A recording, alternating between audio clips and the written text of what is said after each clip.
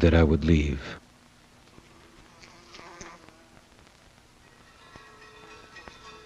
Suddenly I felt like a stranger at my own home, and I was seized by an uncontrollable yearning to get out, to go away, to disappear.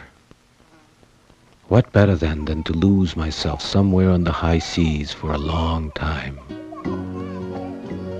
I wept the whole day long. It would not be easy to give up my comfortable life, to leave my wife, my children, my home.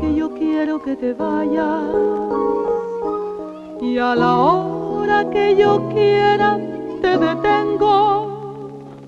Yo sé que mi cariño te hace falta, porque quieras o no, yo soy tu dueña. Yo quiero que te vayas.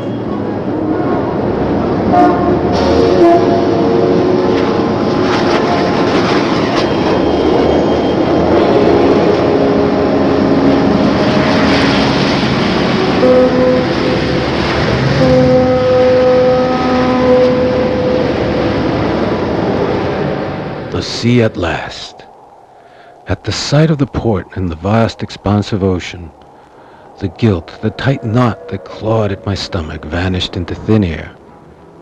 I had come too far to turn back now. I had made the right decision. Here I was in Punta Arenas, and I had all the time in the world to choose the ship of my adventure. The moment I saw her, I recognized her. There was something so familiar about her, as if she had always been mine. Never before had I set eyes on her, yet there she was, silent, waiting. This was my boat. She had called out to me in a dream. I longed to set sail immediately. And yet it seemed so strange. I was the only one who was spellbound. The crew were making the final preparations. We would set sail on the following day. That same afternoon, I was to discover from the captain that this vessel had a very special mission. A la Armada se le ha solicitado que capture en nuestra porción de la Antártica hielo milenario para poder efectuar al interior del stand chileno una escultura en hielo antártico que representa a una iceberg. Para ello se requiere traer desde la Antártica aproximadamente 200 toneladas de hielo antiguo. Although all I could think about was going to sea, I realized that my companions were intrigued by our mission. We were to take age-old ice from the Antarctic and carry it all the way to the World Fair in Seville. Without doubt, this would be no small feat. Never before had icebergs been lifted out of the ocean and set down in another hemisphere, and I was to be part of it.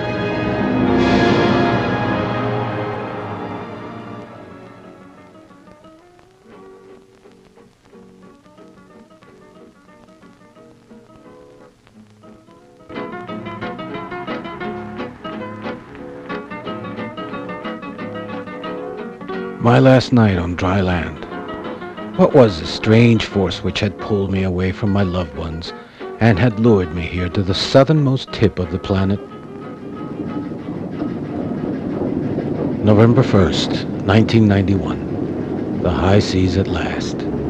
There could be no going back now. For a fleeting moment I felt pangs of regret. I wanted to be back on dry land waving goodbye to the departing vessel. But it was I who was leaving, embarking on an adventure whose ending was far beyond my imagination. We had not gone very far, when on a distant shore I noticed a grave. Taking my binoculars, I read the words, Captain Pringle Stokes, captain of the Beagle, who died as a result of the anxieties and anguish suffered in Tierra del Fuego. The thought crossed my mind, perhaps a bit dramatically, that those crosses were there specially for me, as if someone were trying to warn me.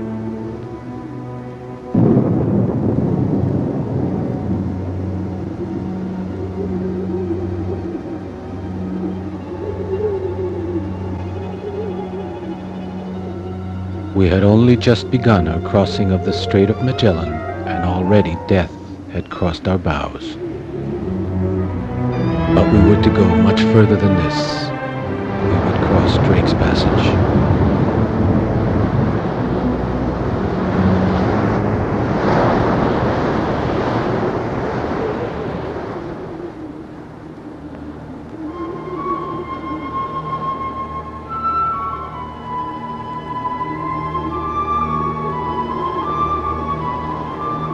Far from land, everything else seemed unimportant. We all felt this as Cape Horn, the last tip of America, vanished into the horizon, especially those of us who were not sailors. The photographer of the expedition, Poirot, the engineer in charge of extracting the ice, De La Fuente, and the artist, Castillo. What was south to the rest of the world became north to us. The whole planet lay to our north, and as we continued on our relentless journey southwards, it was as if we were tearing ourselves away from the globe and plummeting into the abyss.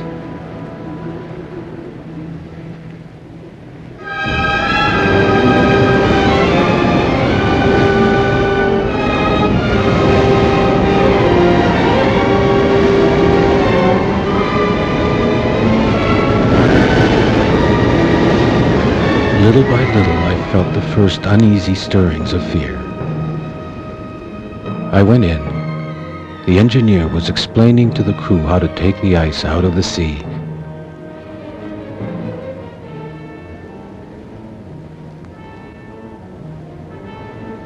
In the prow, Castillo looked cool, calm, and collected, as if nothing unusual were going on. From the bridge I studied the captain's face, trying to decipher what was passing through his mind.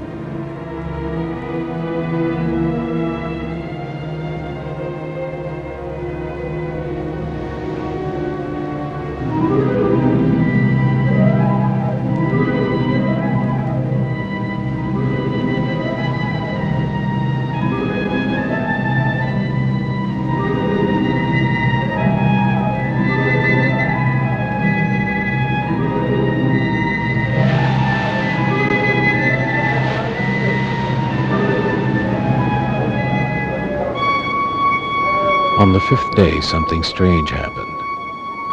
Someone said they had seen mirages.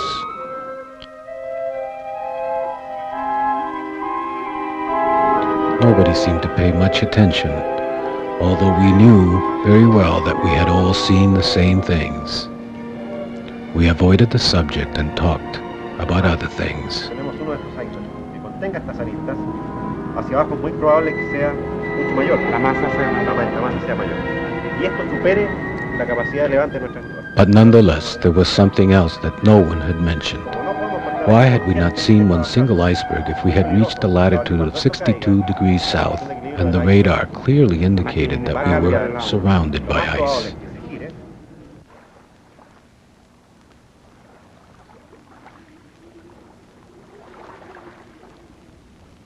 One possible explanation was that our sight was dazzled. The truth was that we were surrounded by ice, but we just could not see it.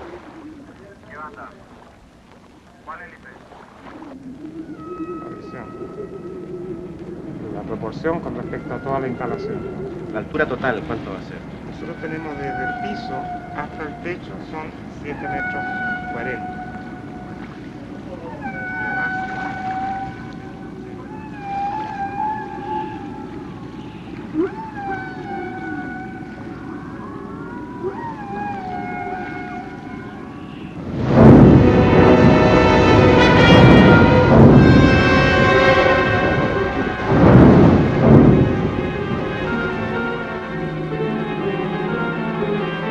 All of us saw the same thing, but only the experienced sailors knew that what we thought we saw was not in fact what lay before our eyes.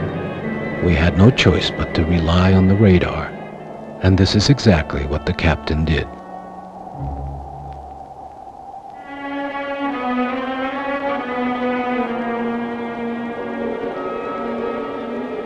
I spent my first night in the Antarctic without having seen even the tip of an iceberg. But they were there nonetheless. They made their presence felt.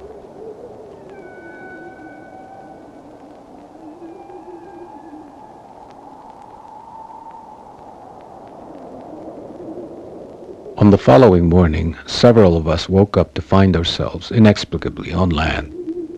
For the first time we could see the icebergs.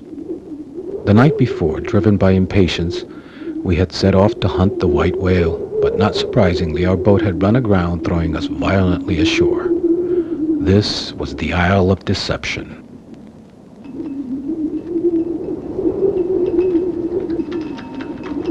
As we made our way back to the ship, we came across a shipwrecked man who told us about the mirages he had seen. The 24th of May we sailed with the boat to the other end of the crater basin to pick up carbon from the old English station. And when we came to our surprise, we discovered that his visions were identical to ours. But when we told him about our mission, he fell silent, and taciturnly turning his back on us, he disappeared into his shelter.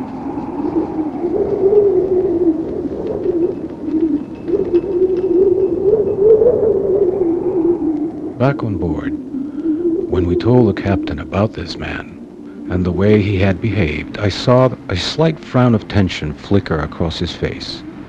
Why had this shipwrecked man chosen to stay behind on his own rather than to come with us? But a mission is a mission, and the captain gave orders to carry on.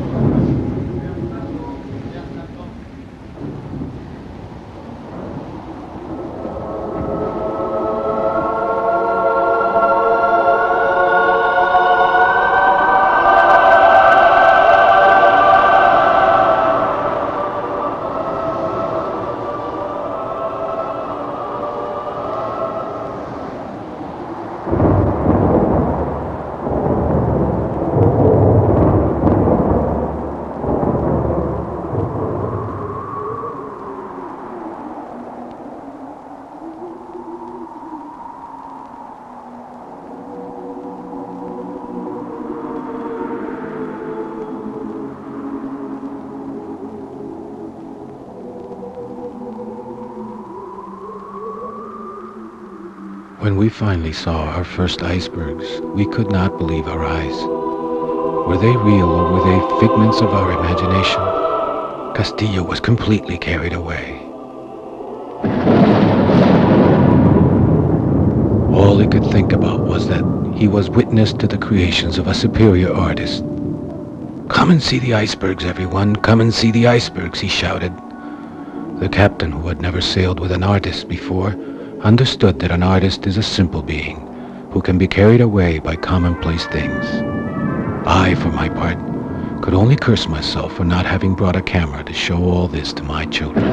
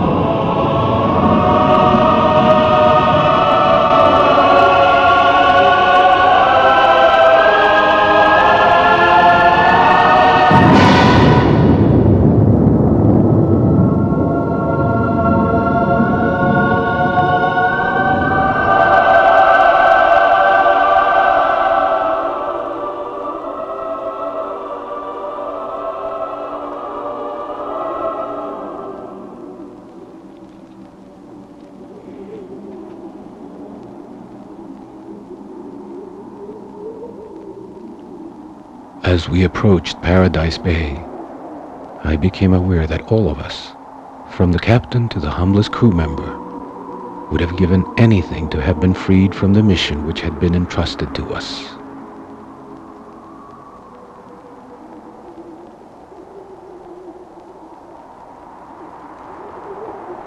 But now that we were here, we had no choice but to get on with it. There was a job to be done. Castillo, who was to select the ice for his sculpture, asked to be put down in one of the ship's boats. He wanted to take a closer look at the ice.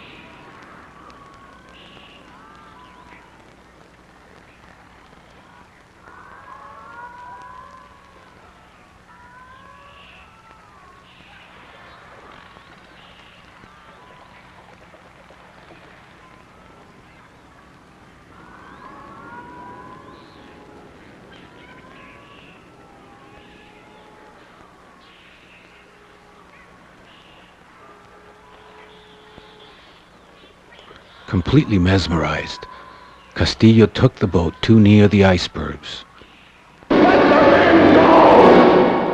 Perhaps it was our excitement, but we distinctly heard them utter strange, unintelligible sounds. Panic-stricken, the photographer Poirot wanted to go back, and so did I. Although the captain's orders were never to lose sight of the ship, Sanchez, the seaman in charge of the boat, followed the artist's instructions. He should not have done so. There was no need for us to touch the ice.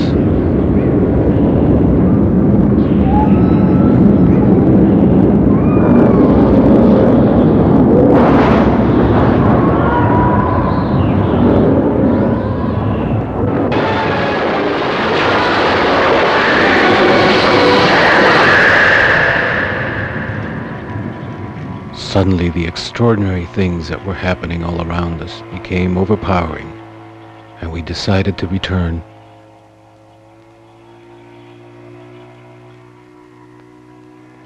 The boat was there, we could see it, but we just couldn't reach her. The captain had warned us that the current was very strong, but it was not just the current which was holding us back now. We all felt the presence of other, stronger forces.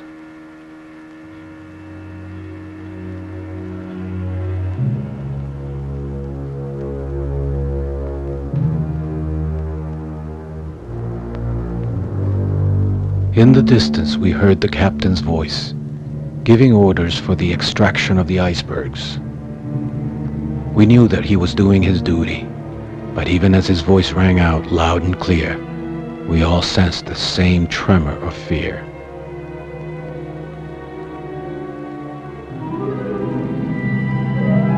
We had drifted ashore with the current. Here we were. Suddenly our minds went blank. All of us forgot completely why on earth we had come to the Antarctic. We felt as if we were being watched, as if hidden eyes were peering at us from the huge blocks of ice all around us.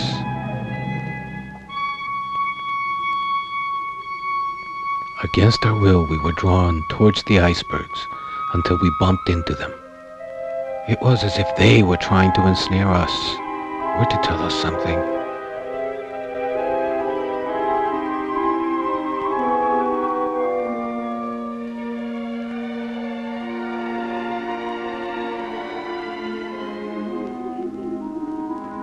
All of a sudden, we saw a ship. We remembered that it was our ship.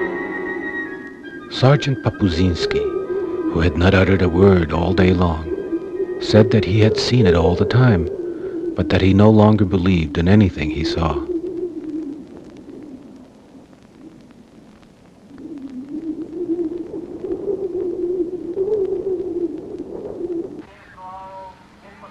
Everyone was so busy on board that they did not seem even to notice our arrival.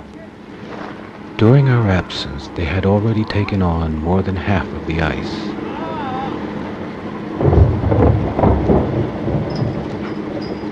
When we told the captain about the things that had happened to us, he seemed unperturbed.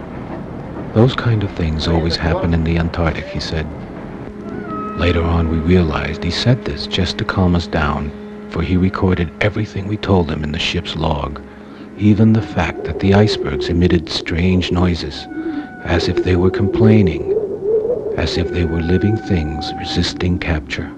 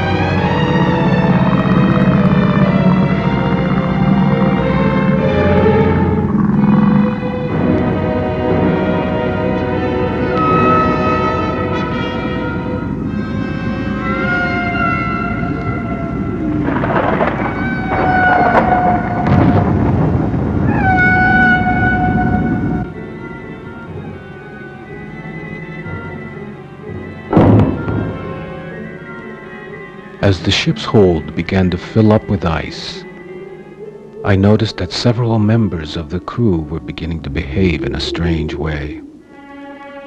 The ship's doctor explained that we were showing the first signs of polar fever, a sickness produced by prolonged proximity to ice and aggravated by physical contact with it. Those who visited the Antarctic for the first time were particularly susceptible to it, especially those of us who were not experienced sailors. The captain, who realized that the symptoms were becoming more and more acute, gave orders to speed up the work, as not enough ice had been loaded.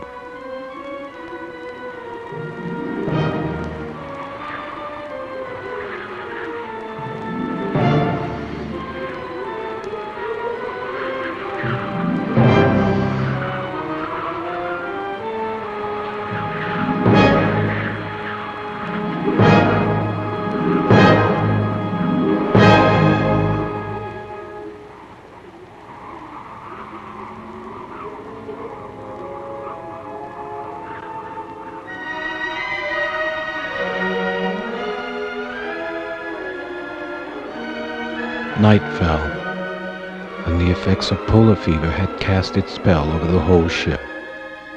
The captain decided to call an emergency meeting behind closed doors with Castillo and de la Fuente, the engineer. The meeting dragged on till dawn.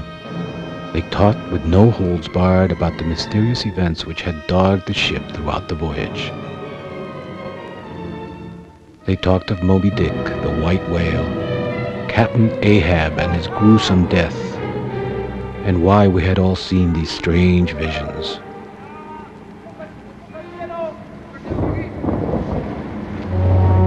It was then that Castillo admitted that from the moment he had become aware of the majesty of the place, he had been oppressed by the feeling that he was committing sacrilege, that the glaciers would never forgive him unless he did something to appease them.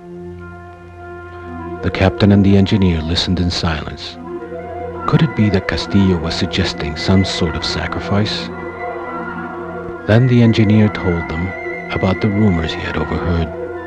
Several in the crew, instigated by the cook, planned to throw Castillo into the sea, for it was he, they believed, who had brought this curse upon them. They all agreed that the icebergs had cast a spell on them. Something had to be done. Together they made a vow. As soon as the World Fair in Seville came to an end, they would return the ice to its rightful place, to the same sea from which they had taken it. As an outward sign of this commitment, the crew was called up on deck, and at 3 shrill blasts of the whistle, all eyes were turned on one iceberg, while we vowed in our hearts to be true to one unshakable commitment to give back the ice we had stolen.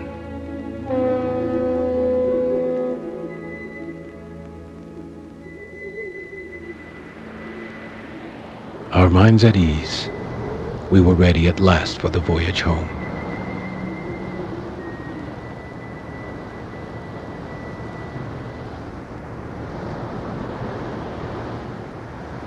Poirot, De La Fuente, Castillo, and the captain knew that no one would ever believe what had happened to them. And so they made up their minds to hold their peace and only comment on the success of the expedition.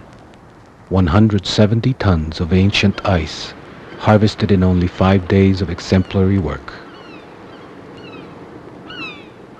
Back in Punta Arenas, Castillo asked me to accompany him to the freezers where the ice had already been stored away waiting for its final voyage. And there, in a sort of trance, he made a solemn vow before the ice, as if it were an altar. By doing so, he hoped to appease the wrath of the ice, which he feared would haunt the expedition till the very end.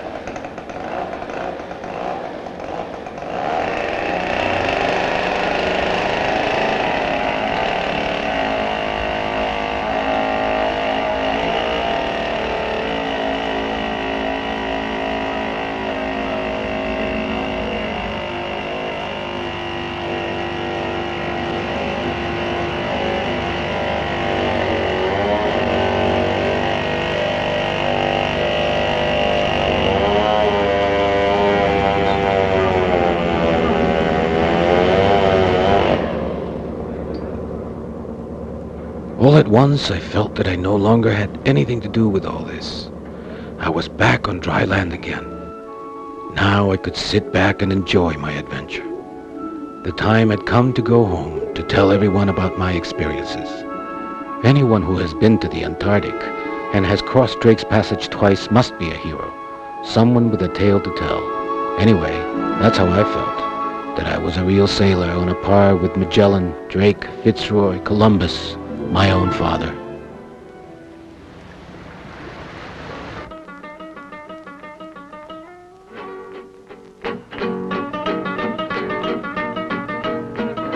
Satisfied and proud with the results of my trip, I went to say goodbye to Castillo and De La Fuente. Everyone was busy loading the ice onto the ship which would take it to Spain. The ship was due to sail the next day. She looked comfortable and spacious, so I made up my mind to go with them as far as Valparaiso.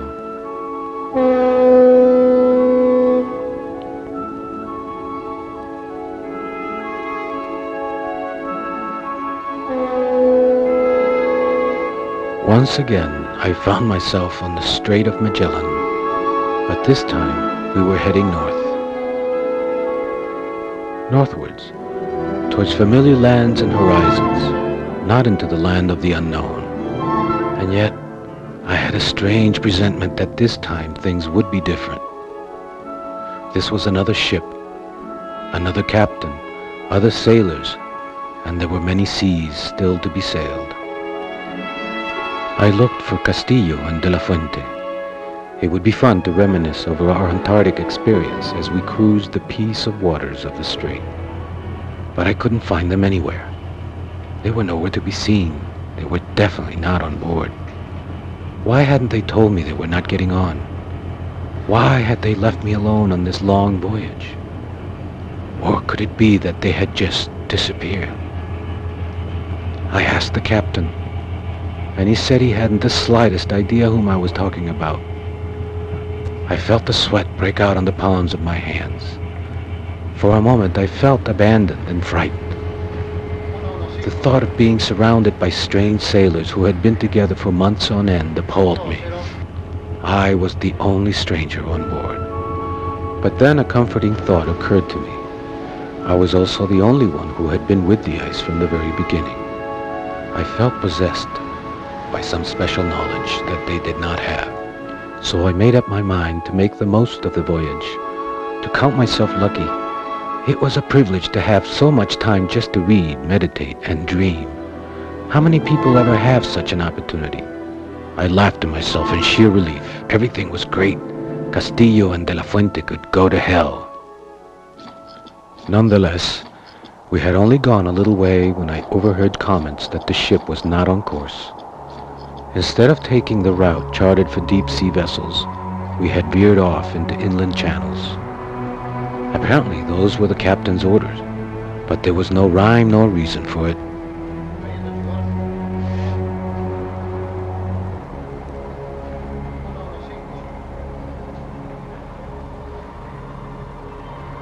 The ship's pilot tried in vain to get an explanation out of him, but he himself seemed unable to give any coherent answer. Little by little, we were drawn into another lost corner of the world, a part of Chile where the Andean Cordillera dives down into the sea. Relentlessly, the geography of the place lured us into its labyrinth.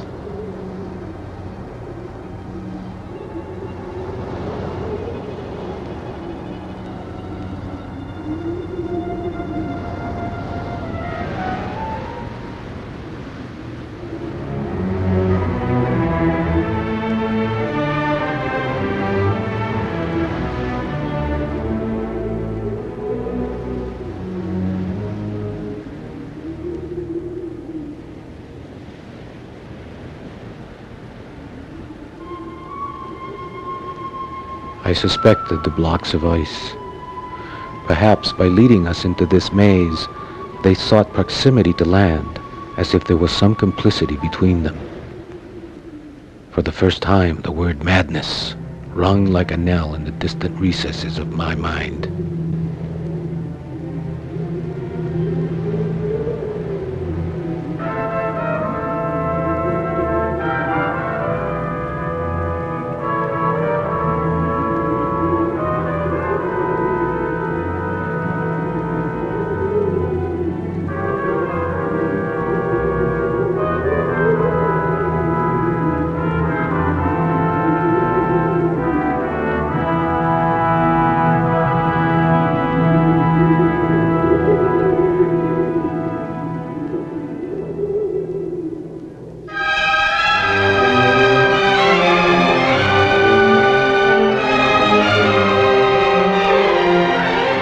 Confusion reigned on board. There was no way we could read our position on the charts, and the radio was dead. We could not communicate with the outside world. We were sailing an unknown, uncharted route.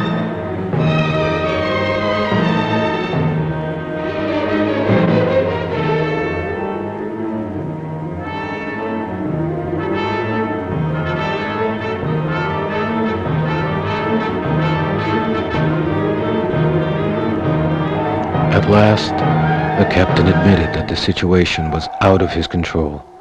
He had no idea where we were, but suddenly, as if sent to show us the way out, a bird appeared.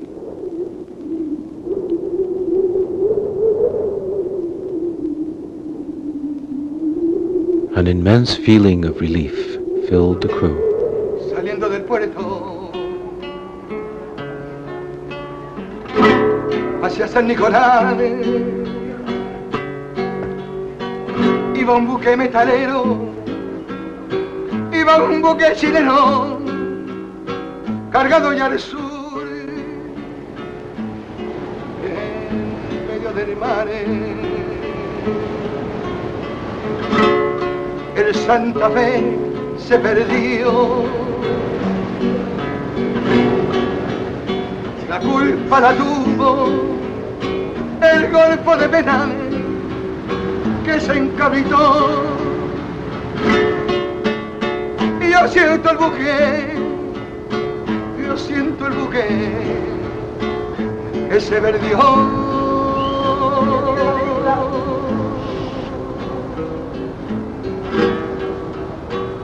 viento los As we pilotos. sailed on, nostalgia took hold of the sailors who became excited at the thought of seeing Valparaiso and their loved ones again. That night, we would dock at the port and take on fresh provisions before setting off again the next morning. This was the chance to see their families, if only for a moment. I would stay behind on dry land.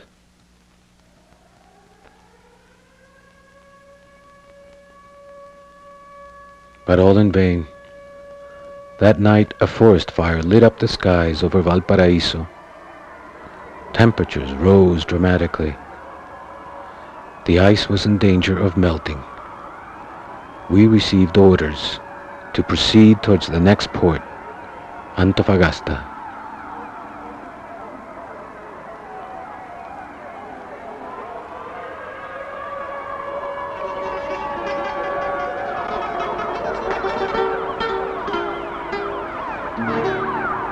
Si no estás conmigo,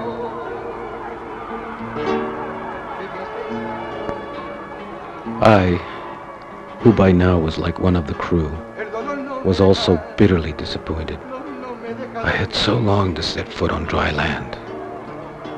Si no My estás family had been so near and yet so far, and I had been unable to see them.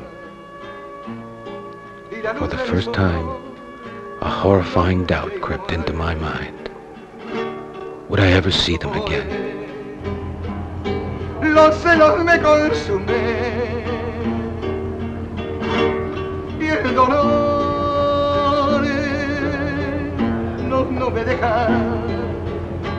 no me deja dormir. Que dime tú, ¿qué hago vida mía sin tu amor? Yo voy a enloquecer si no estás conmigo. Qué tristeza. As I was carried further and further away from my family, the feeling grew inside me that my destiny was inextricably linked to that of the ice. I felt like a prisoner trapped on board this ship, as if the blocks of ice had tied a noose around my neck.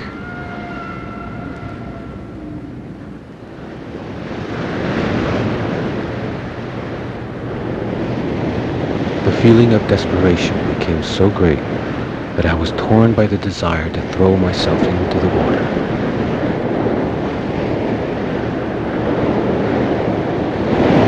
Worn out, I collapsed into a deep sleep while the boat plowed on. I have no idea how long I slept, for when I awoke we were once more on the high seas, and I had missed my chance of getting off in Antofagasta.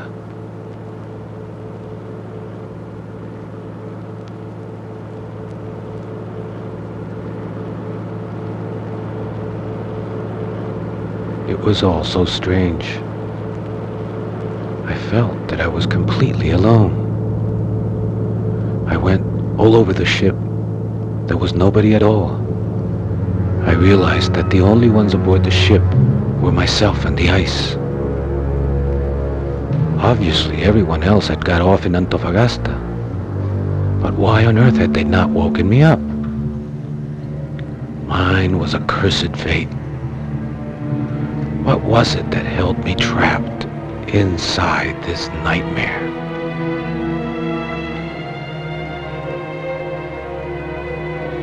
In order to calm myself down, I tried to convince myself that all this was a dream, that I would snap out of it at any moment. But then something else happened which brought me almost to the breaking point. In the night, the water tanks had frozen up.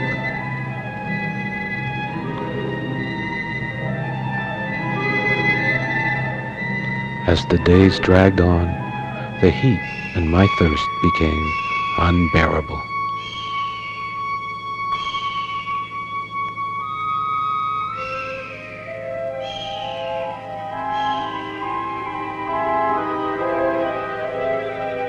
Just as I was beginning to give up hope altogether, a miracle happened. The ice began to melt.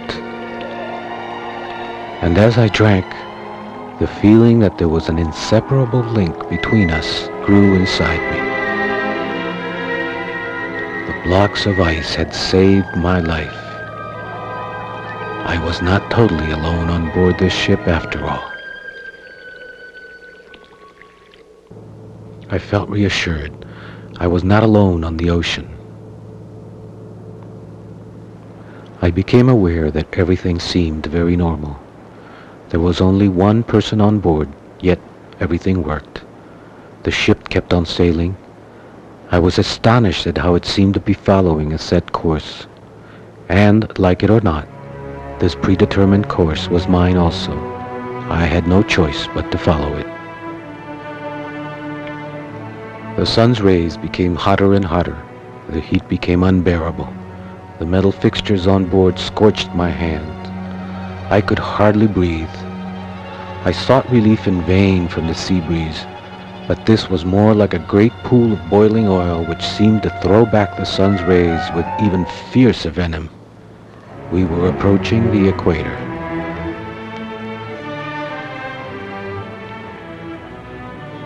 In desperation, I sought refuge below decks, but that was even worse. The air was suffocating. I could bear it no longer. I felt myself reeling, about to pass out. I staggered toward the ice. The heat was so intense that I threw myself into the containers where the ice was stored.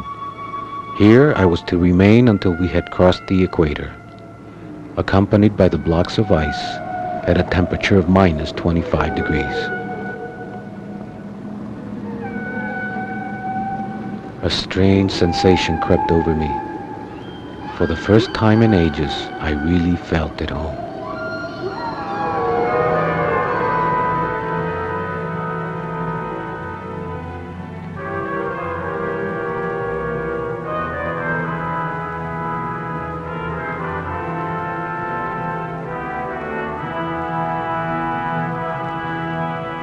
When I began to feel a little cold, I came up on deck again.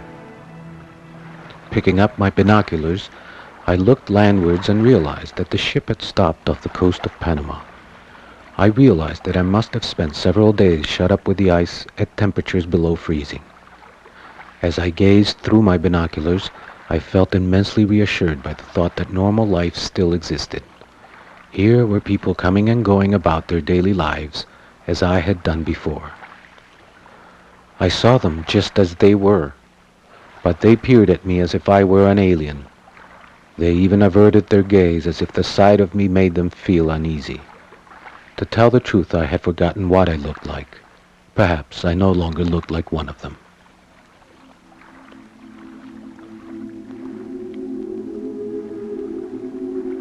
I consoled myself with the thought that all the ships which were about to cross the Atlantic were empty, that they, like me, were restless spirits with predetermined paths, patiently waiting for something to take them somewhere.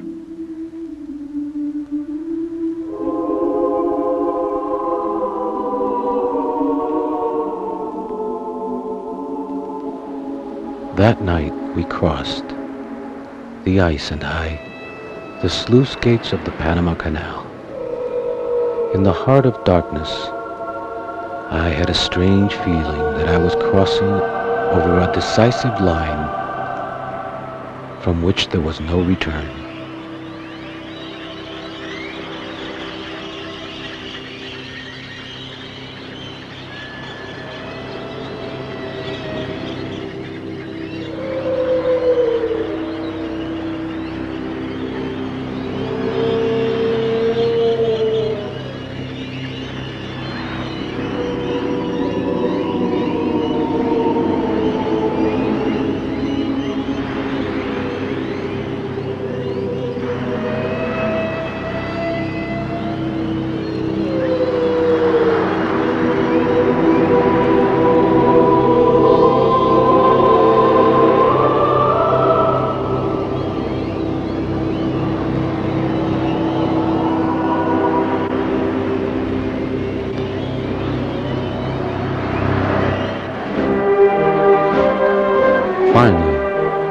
After sailing over 2 oceans alone, I arrived in Cadiz.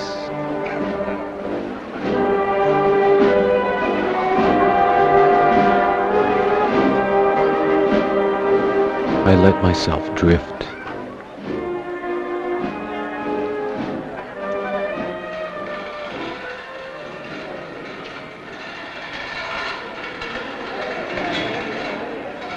I felt, at last, my long journey had come to an end, and that I had reached my appointed destination, one which had been mapped out by beings other than I.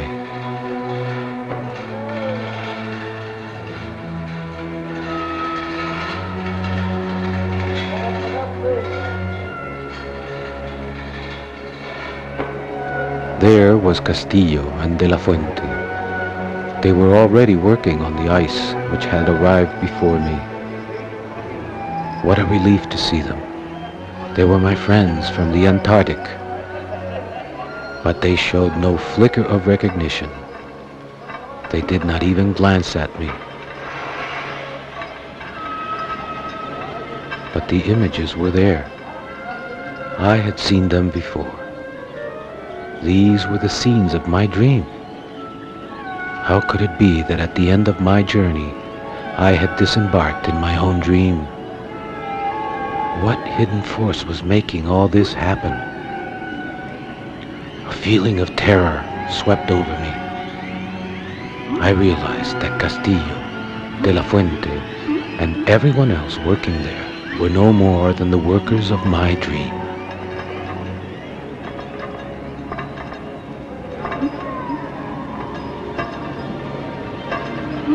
Blinded by panic, I rushed out of the place and lost myself in the city.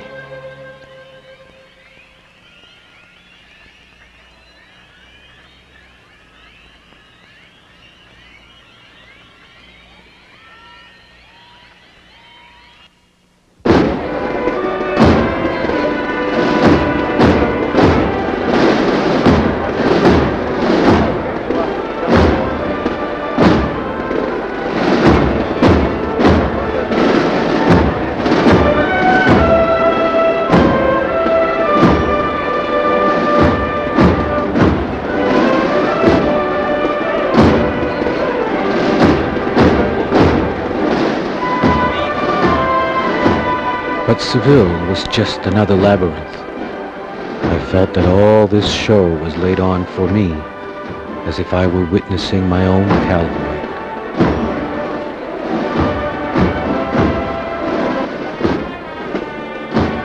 I felt so odd. I could hardly move my body. My joints were stiff and numb. I lost consciousness and collapsed in the streets in the middle of the processions.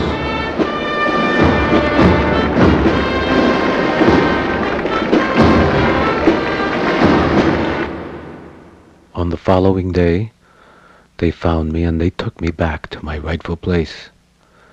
I had the feeling that I was taking a final glimpse at the outside world.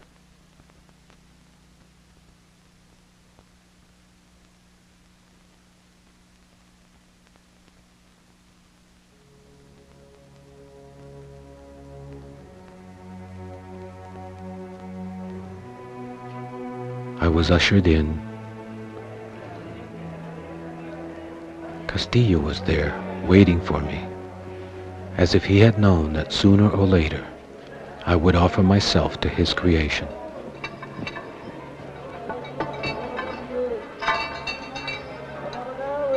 In that same moment, everything became crystal clear.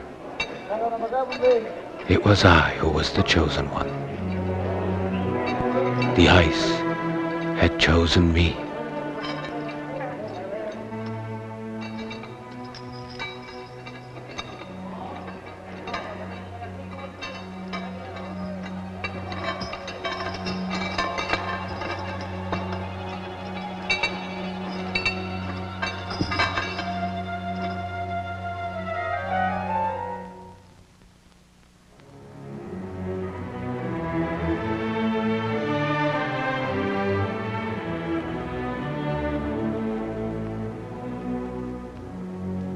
On the morning of Easter Sunday, April 19th, 1992, I could no longer move.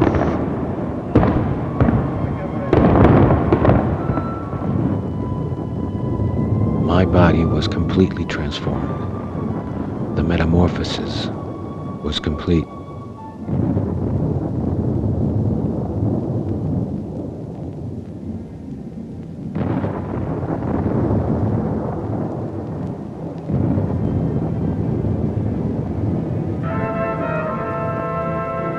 Castillo gazed at me, without realizing that I was now part of that same ice with which he had worked. I was part of his design.